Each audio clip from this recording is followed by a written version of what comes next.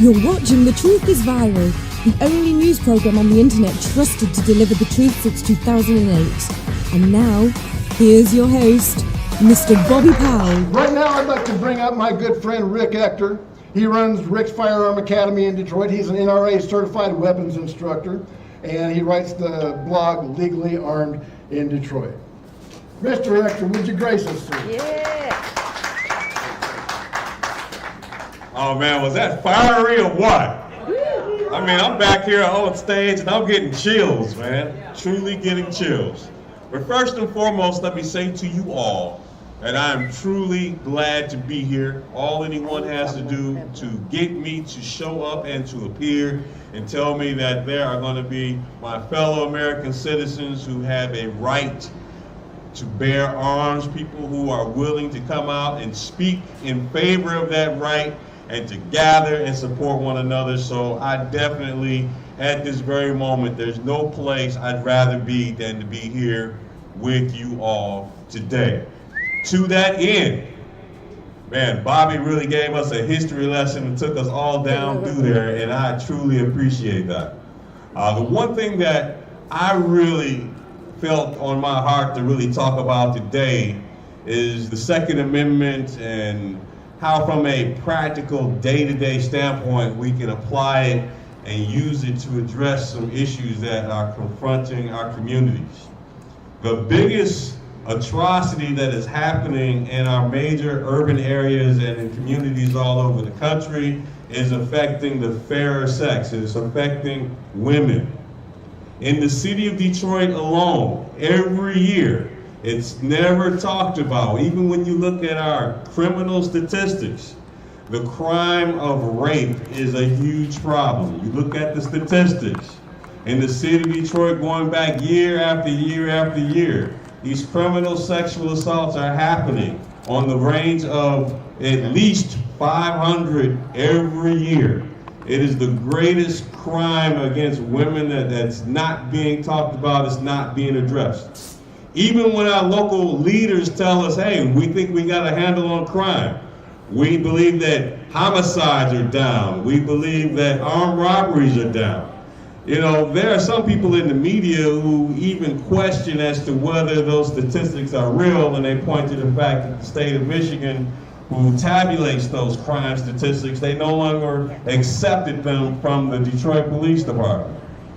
The point being is that it's rough out there, and it's especially hard on women, and women need to take on a more active role in their personal protection.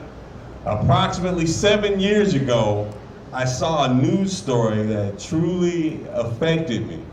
It was a story in the city of Detroit where a woman's body had been beaten, raped, and discarded in the street as if it was just trash.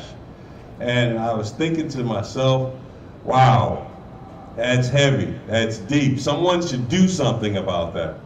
And ironically, just a couple of days ago before this rally, a very similar crime occurred in Detroit. A woman was found naked in the city of Detroit, had obviously been violently attacked, and her body was found, and they brought her to the local hospital and they treated her, but she eventually succumbed to her injuries. And it just takes me back to that first story that really affected me and bothered me 7 years ago, man. Someone needs to do something. This is like a huge problem and no one's addressing it.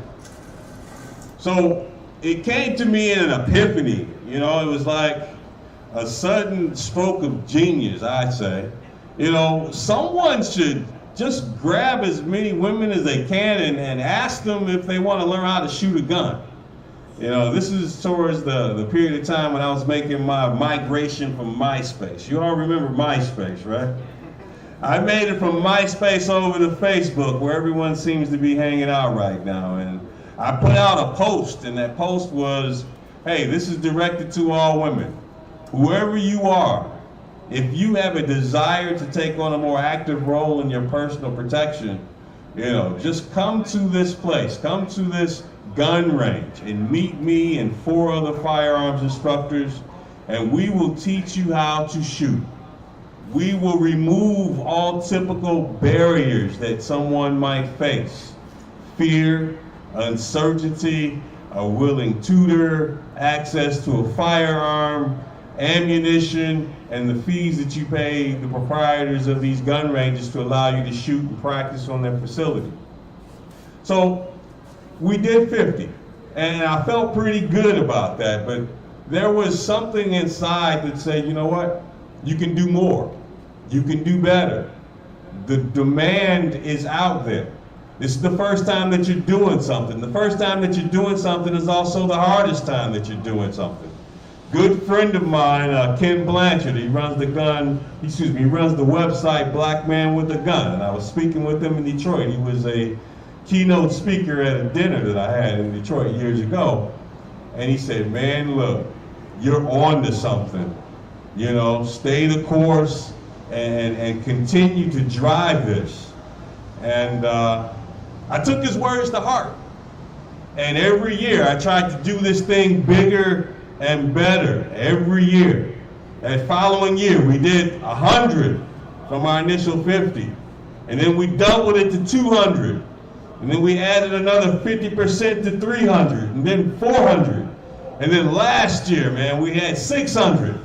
And I'm here to tell you that tomorrow morning, I will be at a gun range in Metro Detroit in Taylor, and we expect to have 800 women who are having interest in taking on an active role in their personal protection. Now, it takes a lot of people, it takes a lot of manpower, it takes a lot of resources, it takes talking and getting people to do things. I had an ammunition company, Aguilar Ammunition. They came through with 16,000 rounds of ammunition. And 49 fellow firearms trainers agreed to donate their whole day to train these people and to keep them safe. I mean, it's just been a great activity, and I look forward to letting everyone know that the event was successful. The thing that also, in my mind, that is a factor is that gun ownership, despite being under constant attack, the fastest growing segment of our population that is adopting guns and gun ownership is women. And we need to embrace that. And we need to help them protect themselves and their families, because obviously, just looking at the stats for the city of Detroit, we're 500 rapes year after year after year, and nothing's being done. Sometimes you have to accept the fact that you are your protector. You are your family's protector. It depends on you to make sure that you are safe. Yes, it's great to have the government, the local government, whether it's our police departments or it's our county sheriff's offices or the state police or the federal government. Yeah, it's nice to have those resources, but you need to be your first responder. Whether you are female or you are male, you need to be able to keep yourself safe. And that's the message that I have here today. I want to thank you all for coming out, and thank you for allowing me to speak and address to you all. And I want you all to have a great day. Thank you. Thank you for watching The Truth is Viral with your host, Bobby Powell. Make sure to follow The Apocalypse on Twitter at The Truth is Viral. Like The Truth is Viral on Facebook, and if you can, please remember to donate to the cause via PayPal at www.bobpowell.blogspot.com.